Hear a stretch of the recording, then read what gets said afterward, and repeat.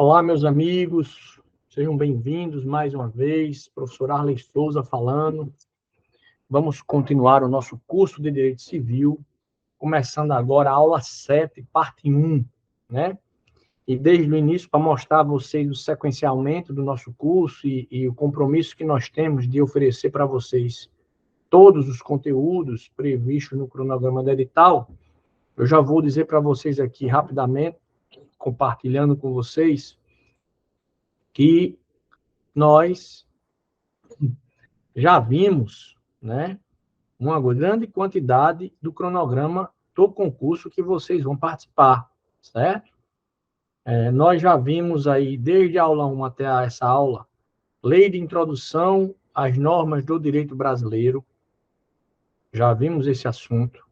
Vigência, aplicação, interpretação, integração das leis, conflito da lei no tempo, eficácia da lei no espaço, pessoas naturais, personalidade, capacidade, nome, estado. Agora falta nós vermos domicílio, vamos ver agora, né? Direito de personalidade nós já vimos, pessoas jurídicas nós já vimos, disposições gerais da pessoa jurídica já vimos, certo? Tudo isso aqui nós já vimos. Aí agora nós vamos ver, vimos as associações e as fundações também, certo? Já vimos isso. E agora nós vamos nos dedicar ao estudo do domicílio e dos bens.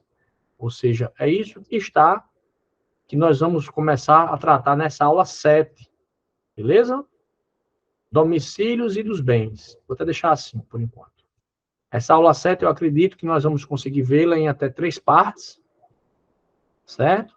Para, logo em seguida, encerrada a aula 7, começarmos a aula 8 e vermos fatos jurídicos e negócios jurídicos e atos jurídicos lícitos e atos jurídicos ilícitos. Aí será a nossa aula 8, certo? Que provavelmente vai ser dividida em 2 ou 3 partes. E na nossa aula 9, nós vamos ver prescrição e decadência, uma ou 2 partes. E aí nós vamos finalizar as aulas teóricas com exercícios, tá bom? E vamos ter visto todo o conteúdo. E depois nós vamos ter aula de exercícios para praticar tudo que aprendemos até agora. Então, esse é o cronograma que nós vamos cumprir com vocês, é o nosso compromisso, beleza? E, cumprido esse cronograma, vocês estarão preparados para fazer a prova do TJRN, porque nós já teremos, inclusive, provavelmente, tratado de um número de questões tão grande que provavelmente terão na prova de vocês questões idênticas ou similares às que nós tratamos nesse curso. Esse é o nosso compromisso, o compromisso do Mentores Cursos e do professor Arley Souza, em garantir a vocês a melhor formação para vocês fazerem a melhor prova possível no que toca ao direito civil. Tá bom? Então, sem maiores delongas, vamos começar a nossa aula. Já vamos compartilhar com vocês o assunto de hoje, que tem a ver com domicílio e bens, certo? Vai ser o assunto de hoje. Nosso material tem 12 páginas. Eu acredito que dá para ver em duas ou três partes dessa aula. Bom, eu preferi dessa vez, nesse curso de Direito Civil, ser assim, ser um pouco mais detalhista, para que vocês, já que alguns estão tendo primeiro contato com o Direito Civil agora, né? Então, para que todos tenham esse contato teórico mínimo, né? Antes de ingressar nos exercícios. No curso de processo civil, o tempo que me foi dado foi bem menor, e aí eu abordei o curso de processo civil mirando muito nos exercícios, né? Dessa vez eu resolvi mirar na parte teórica antes de fazer os exercícios. Eu acho que assim vocês vão ficar com conhecimento mais completo, beleza? Então vamos lá. Na nossa apostila, esse é o capítulo 5, né? Então vamos lá. Meus amigos, primeiramente vamos tratar aqui um pequeno resumo sobre o que é domicílio, né? O domicílio é um conceito regulamentado no Código Civil de 2002, certo? E se refere ao local de residência da pessoa, seja ela física ou jurídica, residência com ânimos definitivos. Significa o local onde pretende a pessoa viver e exercer sua residência com ânimo definitivo. Certo? Essa é a ideia resumida de domicílio. De acordo com o Código Civil, de acordo com o artigo 70 do Código Civil, certo?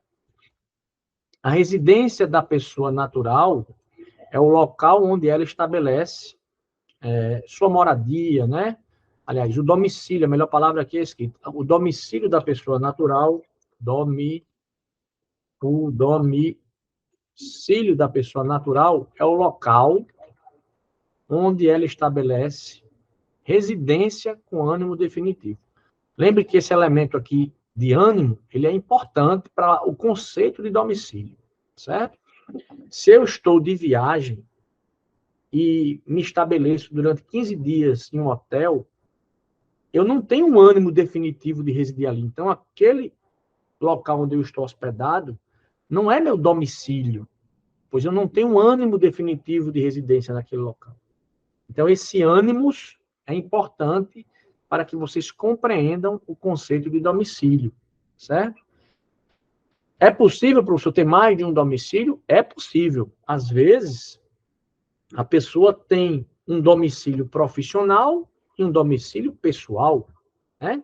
Às vezes, a pessoa tem ânimos de residir em mais de uma cidade. Ele passa alguns dias residindo numa determinada cidade e passa outros dias residindo em outra cidade. Isso também pode acontecer. Ou seja, é possível a pessoa ter mais de um domicílio. Mas esse ânimos, ele faz parte do conceito de domicílio. Tranquilo, meus amigos? Beleza. Beleza. Então, vamos continuar aqui nosso debate. Isso significa que não basta apenas estar presente em um determinado lugar. É necessário que a pessoa tenha a intenção, ou seja, esse ânimos, ok? Tenha a intenção de ali residir por tempo indeterminado. Esse é o conceito resumido de domicílio. Além disso, a lei estabelece algumas presunções de domicílio. A lei estabelece algumas presunções de domicílio, como no caso dos militares, dos marítimos e dos funcionários públicos. Então, vou dar um exemplo para vocês. Eu sou servidor público. O meu domicílio profissional é o local da minha repartição. É o local da repartição onde eu exerço as minhas funções. Esse é o meu domicílio profissional. Ele pode ser um dos meus domicílios, o domicílio profissional. Certo? Que tem domicílio no local onde estiverem prestando serviço.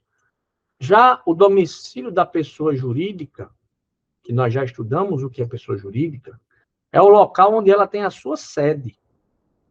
Certo? Porque as pessoas jurídicas, elas podem ter a sua sede e podem ter filiais. O domicílio da pessoa jurídica é o local onde elas têm a sua sede, ou seja, onde se encontra a administração central da pessoa jurídica. Essa é a ideia de domicílio da pessoa jurídica. Essa sede, meus amigos, pode ser eficaz para outros lugares, certo? Para outros locais, desde que seja registrado nos órgãos competentes, de maneira adequada. Então, quando você tem uma pessoa jurídica, às vezes a pessoa tem filiais, certo? Cada filial tem o seu domicílio no respectivo endereço da filial, para as relações nela executadas, nela realizadas. Mas o domicílio da pessoa jurídica é a sede da administração. Então, quando você for acionar a pessoa jurídica, você pode acionar ela ou na filial, onde se deu a realização do negócio, ou no domicílio da sede, no foro do domicílio da sede da filial. A sede é onde se realiza a administração central da pessoa jurídica. Joia? Beleza, professor, estou entendendo bem, tranquilo. Vamos lá, então.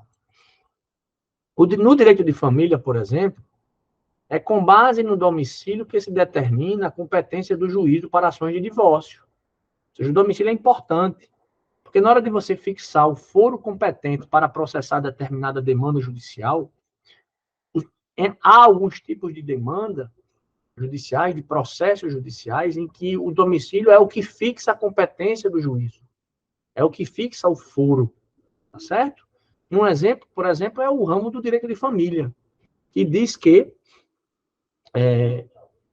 o foro, a competência do juízo para ações de divórcio, ações em que envolve a guarda dos filhos, ações que envolvem pensão alimentícia, será o domicílio do no caso, né? Se for de um menor, o domicílio onde o menor reside, né? O domicílio onde o menor reside, se for pensão alimentícia. Então, tem que saber onde é que o menor reside. Certo? É importante para isso. Beleza. No direito do consumidor, também o conceito de domicílio é utilizado, né? No direito do consumidor, o conceito de domicílio também é utilizado. O domicílio é utilizado no direito do consumidor para definir a jurisdição competente em caso de conflito entre consumidores e fornecedores. Então, o domicílio serve para fixar a competência do juízo que vai presidir o processo para solucionar um conflito existente entre consumidores e fornecedores. Então, é importante saber o conceito de domicílio que é dado pelo direito civil, certo? Além disso, meus amigos, o domicílio também é importante no direito das obrigações, certo? Pois é com base nele que se determina o local de cumprimento das obrigações. O Código Civil diz que, em regra, o local do cumprimento das obrigações será no domicílio do devedor. Essa é a regra, tá certo? Então, se um contrato estabelecer que o pagamento deve ser feito no domicílio do credor, por exemplo, o devedor estará liberado da obrigação de realizar o pagamento nesse local, ou seja, ele terá que pagar nesse local, se o contrato disser assim, né? A regra é que é o domicílio do devedor, mas às vezes o contrato pode dispor de formas diferentes. Vale ressaltar que o domicílio pode ser diferente do local de residência da pessoa. Pode acontecer do domicílio ser diferente do local de residência da pessoa quando se tratar, por exemplo, de domicílio profissional. Eu tenho o meu domicílio residencial, que é o local onde eu fixo meu ânimos de residência, beleza? E eu tenho o meu domicílio profissional, que é a repartição pública onde eu trabalho. Se eu sou um militar, eu tenho o meu domicílio pessoal, ou minha residência, e também tenho o meu domicílio profissional, que é o comando ao qual eu sirvo, né? O comando sobre o qual eu estou subordinado, se eu sou um militar. Então, você pode ter mais de um domicílio, inclusive domicílios com locais diferentes da residência da pessoa. Vai depender do tipo de domicílio que se trata. Tá certo? Beleza, ou seja, é possível que alguém tenha uma residência em uma cidade, mas estabeleça o domicílio em outra. Certo? Suponha que eu tenha várias propriedades. Por exemplo, eu tenho uma propriedade, uma casa de praia lá em Barreta, aqui no Rio Grande do Norte, uma praia no Rio Grande do Norte. Eu tenho uma residência lá. Tenho uma casa, um terreno, uma casa de praia. Aí, beleza. Essa casa de praia é meu domicílio? Não. Essa casa de praia é lá em Nísia Floresta, em outra cidade. Certo? Mas o meu domicílio é em Natal, na casa que eu resido. Então, residência não necessariamente se confunde com a ideia de domicílio. Domicílio é um conceito jurídico, tá joia? E, portanto, a pessoa pode ter mais de um domicílio, como, por exemplo, por motivos profissionais ou familiares. Beleza? Tranquilo? Em conclusão, o domicílio se refere ao local de residência da pessoa natural ou da pessoa jurídica. Se for uma pessoa jurídica, é o local da sede, né? Residência da pessoa natural ou sede da pessoa jurídica, com a intenção de fixar-se por tempo indeterminado. Então, é importante vocês atentarem para essas duas questões aí sobre a ideia de domicílio. Nós vamos ver nas questões e no debate mais aprofundado mais um pouco sobre domicílio, mas eu quero apresentar nesse primeiro momento essa visão geral do que é domicílio e da diferença que há em que são conceitos que não são idênticos entre domicílio e residência, não são idênticos, certo? O domicílio é o local onde a pessoa natural fixa a residência com ânimo definitivo, se for um domicílio pessoal, e se for uma pessoa jurídica, o domicílio da pessoa jurídica é a sede da pessoa jurídica. É a sede da pessoa jurídica. Beleza, professor. Dito isso, esse resumo geral sobre domicílio, agora vamos falar dos bens, certo? Vamos falar dos bens. Meus amigos, existe uma teoria que pode vir a cair na prova de vocês, que é defendida pelo ministro Edson Luiz Fachin, aliás, Luiz Edson Fachin, que é a teoria do Estatuto Jurídico do Patrimônio Mínimo, certo?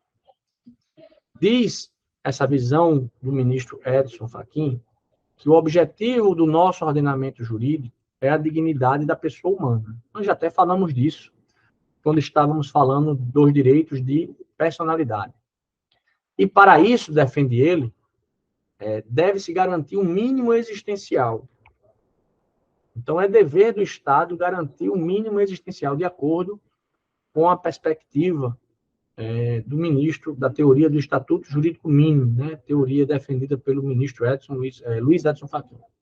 Certo? Ou seja, é preciso que o indivíduo tenha um mínimo de patrimônio para poder ter dignidade. Beleza? Então, se vocês ouvirem falar na prova de vocês, teoria do Estatuto Jurídico do Patrimônio Mínimo, é isso que essa teoria defende. Essa teoria defende que, como objetivo do ordenamento jurídico do Estado brasileiro é garantir a dignidade da pessoa humana, a nossa Constituição e os direitos fundamentais e o nosso sistema jurídico e o nosso Estado devem promover políticas para garantir o mínimo existencial, o patrimônio mínimo que o indivíduo precisa ter para ser considerado digno. Quanto é esse mínimo, professor? Não há resposta clara quanto a isso. Mas saber dessa teoria é importante, certo? Porque essa teoria é ela quem fundamenta, diríamos assim, a proteção dada pelo ordenamento jurídico ao que nós chamamos de bem de família. Bom? E nós vamos apontar aqui com mais detalhes já já. Beleza? Então, por exemplo, né, um exemplo dessa perspectiva da teoria, ó, doação universal. Quando a pessoa doa todos os seus bens, você não pode doar todos os seus bens. Isso não é autorizado pelo direito brasileiro, em virtude do fato de que você, para ser digno, certo? Você precisa ter um patrimônio mínimo. Ninguém pode doar todos os seus bens de forma indiscriminada. Ele precisa garantir a si mesmo as condições mínimas de sobrevivência. Por isso que a doação universal não é válida no direito. Não, professor, mas eu quero doar todos os meus bens e morar numa montanha. Veja, você pode até fazer isso na prática, mas juridicamente falando, essa doação vai ser inválida porque ela fere o Estatuto Jurídico do Patrimônio Mínimo, que é o mínimo existencial. Lembrem dessa expressão, certo? E saibam que é dela que decorre a proteção que o Estado brasileiro, o direito brasileiro, dá ao bem de família. E, professor, o que é o famoso bem de família, professor? Bem, meus amigos, o que é o famoso bem de família? Veja, o bem de família é um instituto jurídico que remonta ao direito romano, né?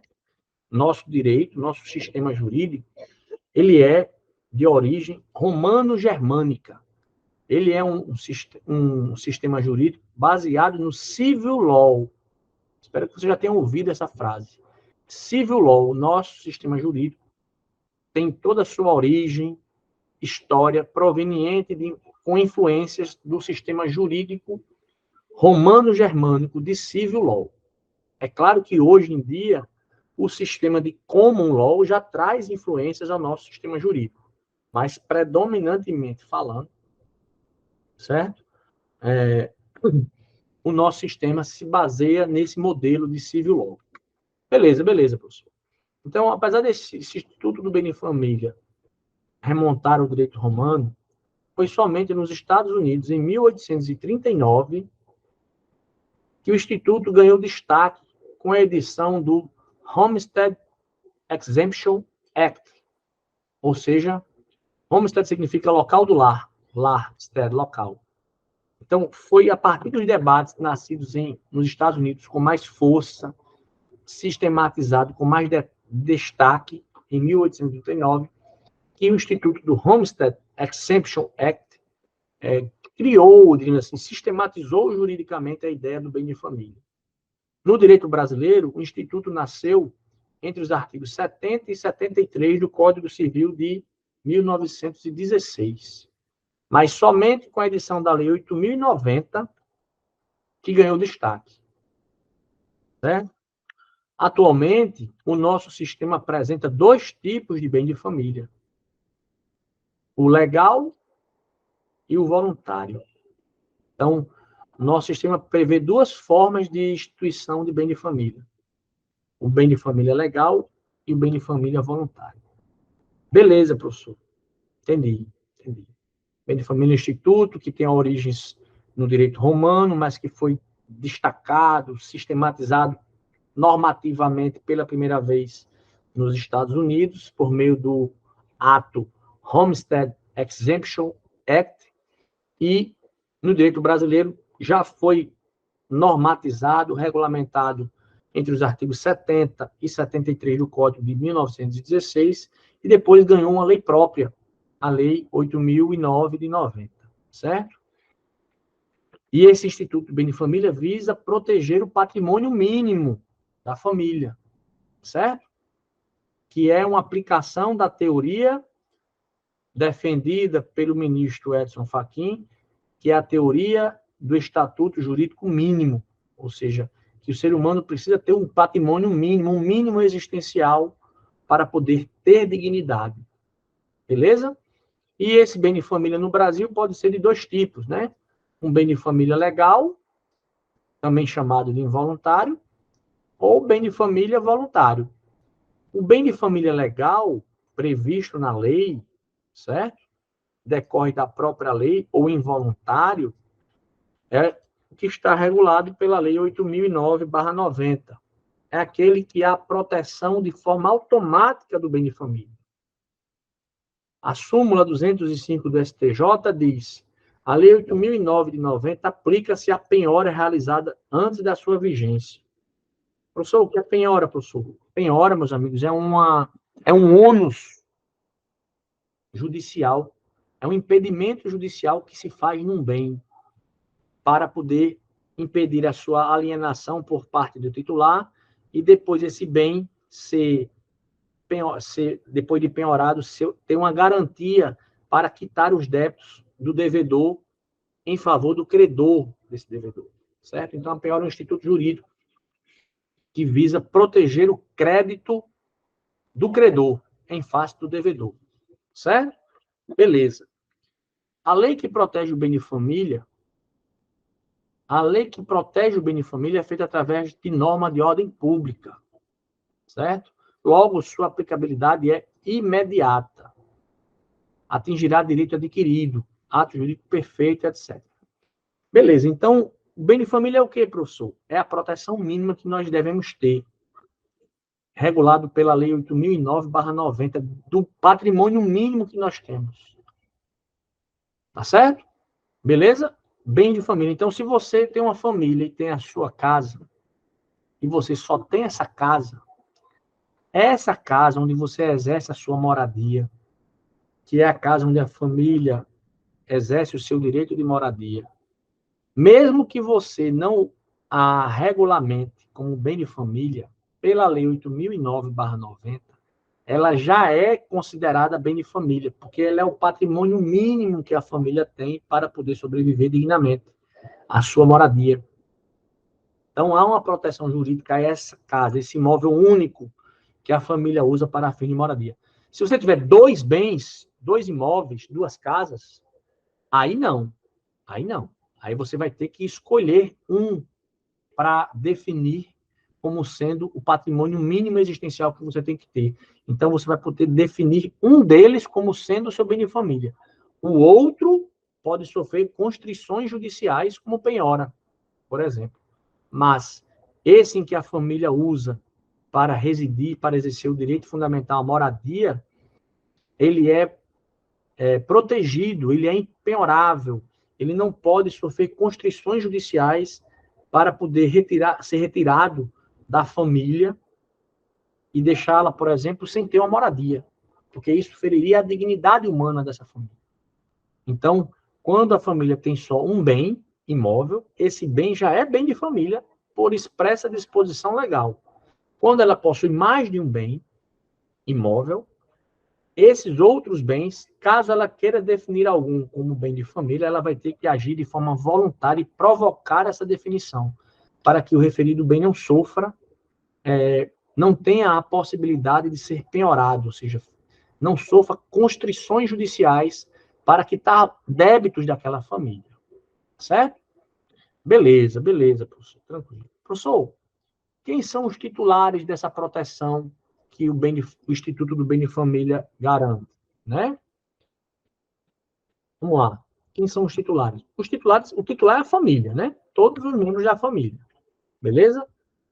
Professor, então vamos aqui fazer um debate aqui sobre alguns conceitos. Família anaparental, né? A família anaparental é aquela formada por parentes que não estão na linha reta. Essas pessoas, vamos supor que haja uma família residindo numa casa formada apenas por duas irmãs que moram juntas. Essas duas irmãs que moram juntas, se tem um imóvel, e esse imóvel é utilizado para a sua residência, e ela só tem ele, esse imóvel é automaticamente bem de família. E o conceito de família anaparental quer dizer isso, família que é formada por parentes que não estão em linha reta. Né? Então, dois irmãos que residem numa casa de herança dos pais, por exemplo, são família anaparental, e elas têm a proteção jurídica do bem de família, certo? Hoje em dia, inclusive, essa proteção que é dada à família, ao bem de família, hoje passou a ser aplicada não só à família, né, mas ao próprio ser humano, certo? Então, hoje, apesar do nome do Instituto continuar sendo bem de família, se aquela casa, aquele imóvel é o único imóvel do único ser humano que lá reside, esse imóvel, por disposição da Lei 8.009/90, ele é considerado bem de família se ele é utilizado para residência e moradia do ser humano que lá vive. E ele é o único imóvel para essa finalidade. Certo? Beleza, professor, estou entendendo bem. Tranquilo, então vamos continuar nosso debate aqui. Existe a proteção do bem de família se o bem estiver em nome de pessoa jurídica? Bem, para responder essa pergunta, né, nós trouxemos aqui, uma jurisprudência do STJ, porque, professor, esse direito ao bem de família não visa garantir a dignidade da pessoa humana? Então, é uma pergunta que nós poderíamos fazer. Existe a proteção se o bem estiver em nome de pessoa jurídica? Existe? Vamos ver o que o STJ disse? Certo? Vamos ver o que o STJ disse.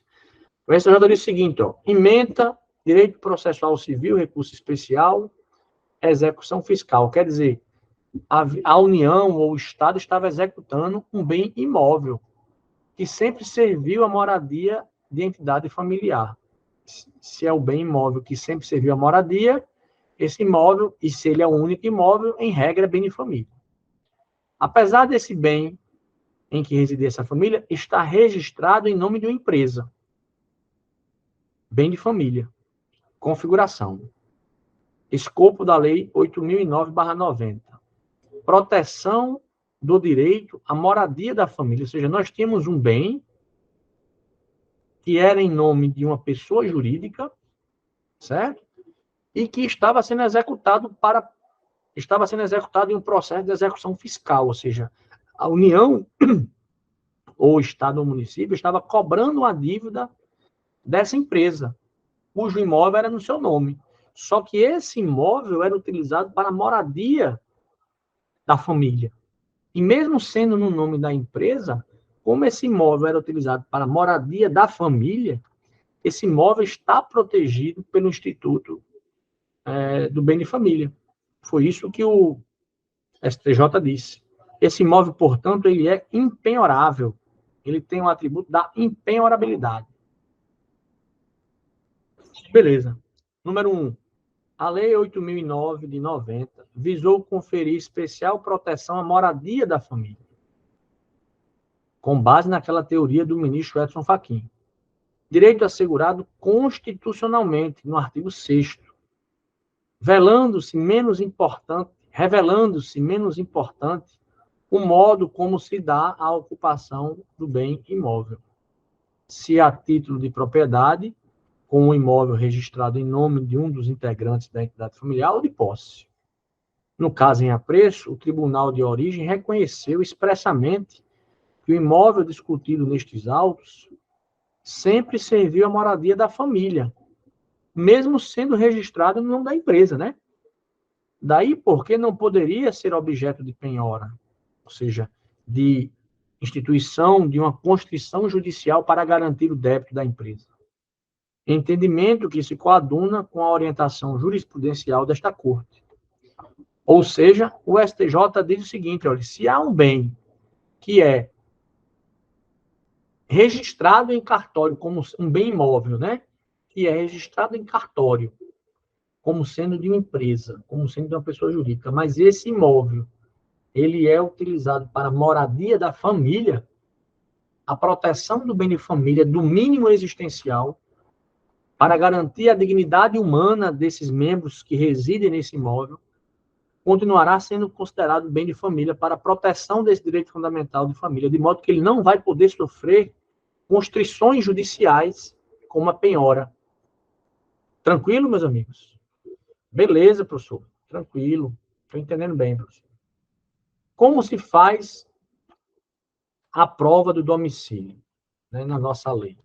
A prova do domicílio, meus amigos, pela nossa lei, ela é feita através de comprovante de residência ou comprovante de domicílio, né? Comprovante de residência. Certo? Você mostra um comprovante de uma conta de água ou luz no seu nome ou de telefone com o seu endereço, é considerado um comprovante de domicílio. Certo? Beleza, beleza, professor, beleza. Bem de família indireto. Professor, o que danado é bem de família indireto? Bem de família indireto, meus amigos, é aquele em que a família ou pessoa não utiliza o bem para a sua moradia. Ele não utiliza o bem para a sua moradia. Mas ainda assim é bem de família. Mas é a hipótese em que o único imóvel da família é objeto de contrato de locação e a renda obtida é utilizada para a garantia da moradia da família. Então, é possível você ter o bem de família direto, aquele em que a família, de fato, exerce, vive, né? Aquele em que a família, de fato, mora, e esse bem é protegido legalmente pela Lei 8.009/90. Mas você, às vezes, tem um bem imóvel que a família é o único bem dela, que ela aluga esse bem imóvel, não reside nele, só que a renda que ele produz de aluguéis financia a moradia da família. Então, esse bem que é usado para essa locação, ele é considerado, sim, bem de família. Só que ele é considerado um bem de família indireto. Porque, apesar dele não estar sendo utilizado para moradia de forma direta por parte da família, ele está alugado a um terceiro, essas verbas dos aluguéis obtidos são revertidas para a moradia da família. Então, esse bem é considerado bem de família indireto. Beleza, meus amigos? Tranquilo. O STJ diz o seguinte, ó, é possível o desmembramento do imóvel utilizado para duas finalidades, né? Então, imagine uma família que tem um imóvel, certo? Que é grande e que uma parte do imóvel é utilizado para moradia e a outra parte do imóvel é utilizado para, por exemplo, atividades comerciais. Beleza. E essa família tem devedores que precisam quitar seus débitos com os credores. E eles estão tentando executar para poder receber os seus valores e não conseguem achar nenhum bem em nome daqueles devedores. Apenas eles sabem que a casa onde a família reside tem dois pavimentos. Um é utilizado para moradia e outro é utilizado para atividades comerciais que não moradia. Beleza, beleza. Então, é possível, o STJ entende que é possível você penhorar a parte que é destinada a atividades comerciais para poder satisfazer o crédito dos credores. Nesse sentido, o STJ vai garantir o direito à moradia da parte que é destinada à moradia, mas também vai tentar garantir a satisfação do crédito dos credores que estão correndo atrás, né, de seus direitos perante os devedores que residem nesse imóvel. Então, nesse sentido, o STJ, ele entende que é possível desmembrar um imóvel que é utilizado para mais de uma finalidade, certo? E a parte que é desmembrada poderá, portanto, sofrer a penhora, porque o bem de família, como ele é protegido para garantir a dignidade humana da família que lá reside, ou da pessoa que lá reside, ele é o único imóvel que garante a moradia dessa pessoa, o bem de família ele é impenhorável, para poder proteger justamente o direito fundamental à moradia. Beleza, professor. Beleza, estou entendendo bem. Então, vamos lá. Se estamos entendendo, vamos seguir em frente. Proteção do bem de família, né? O que é que o Instituto do Bem de Família garante proteção? O que é que ele abrange? Veja, a proteção do bem de família abrange o imóvel utilizado pela família ou pessoa para a sua moradia, certo? E também abrange os bens móveis que guarnecem a residência. Os bens móveis que guarnecem a residência. E que são indispensáveis à vida digna do morador. Certo?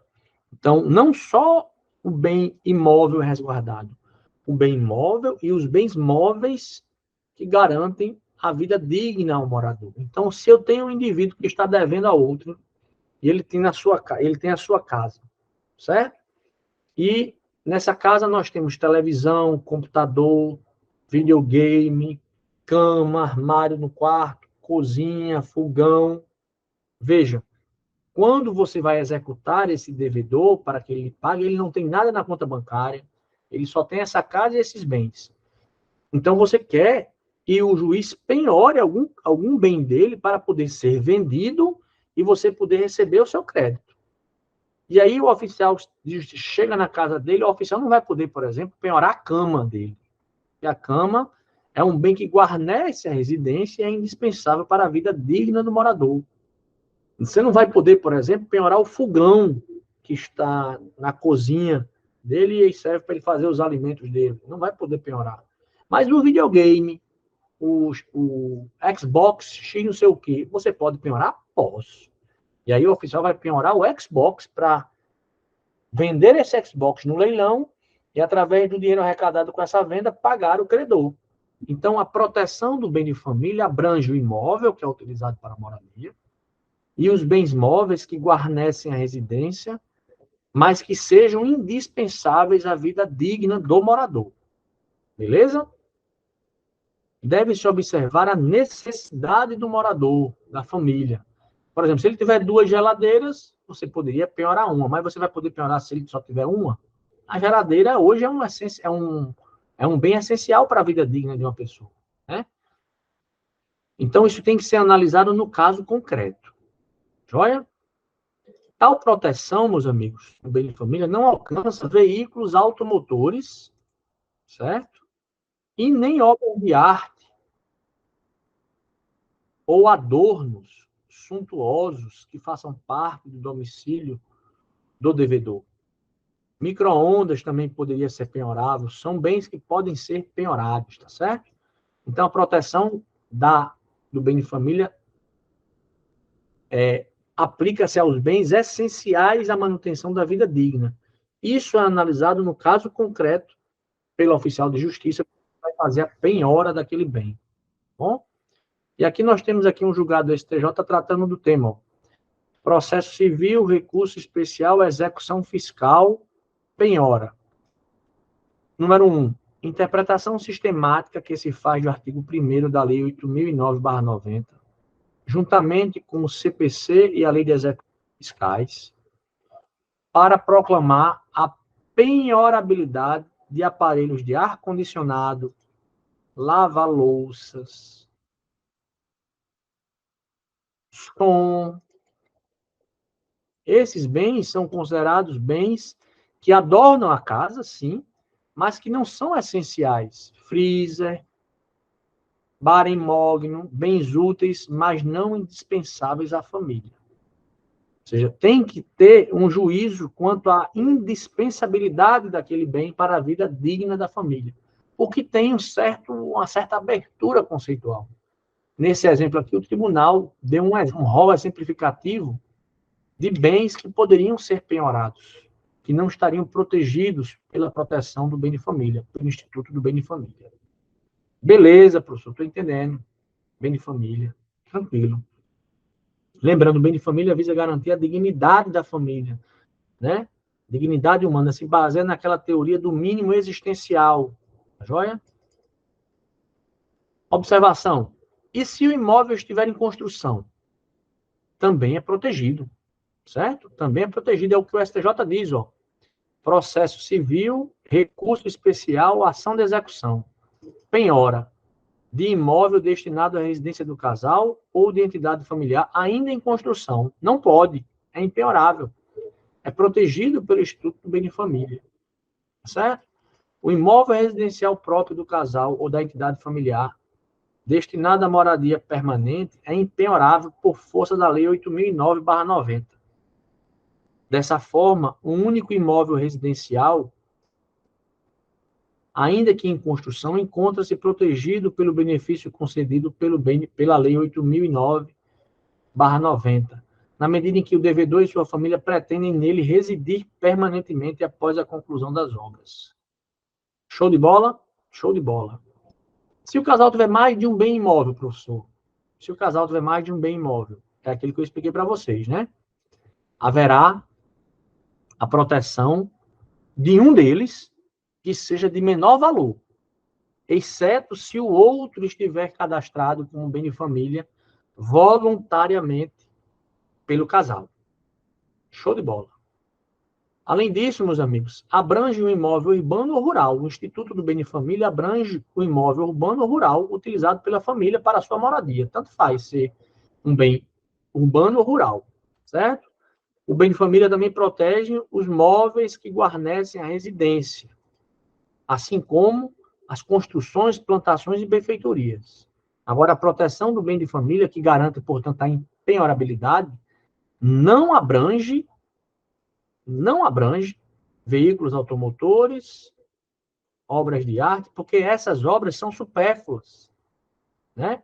Não são essenciais à vida digna.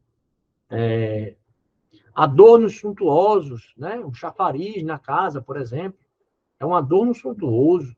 Aí você pode penhorar para vender, para satisfazer o crédito do